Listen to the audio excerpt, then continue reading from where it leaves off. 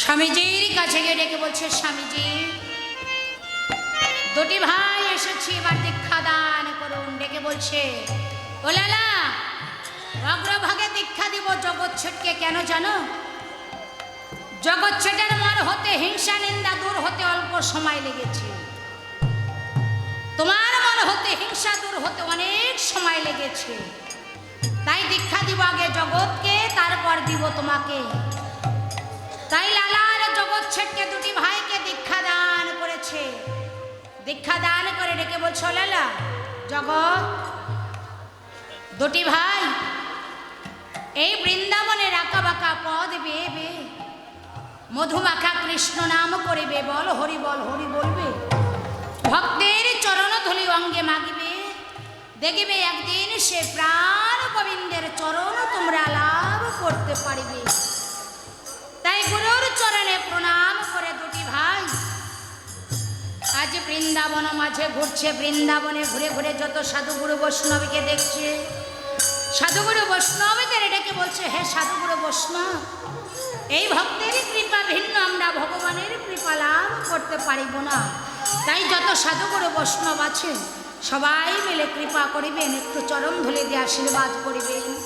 শুধু ভক্তবৃন্দ, এখানেই পালা বিশ্রামে রেখে যাব।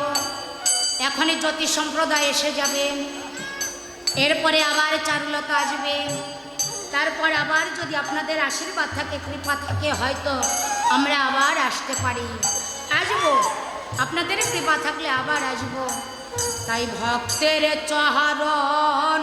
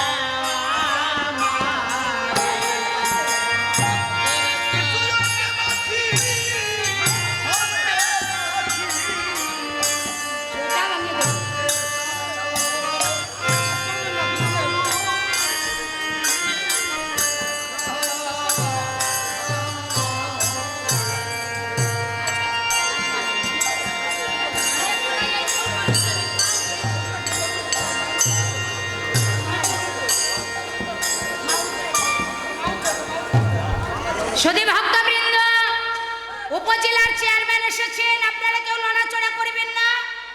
বাবু দুই একটা কথা আপনাদের মাঝে বলবেন, আপনারা নীরবতা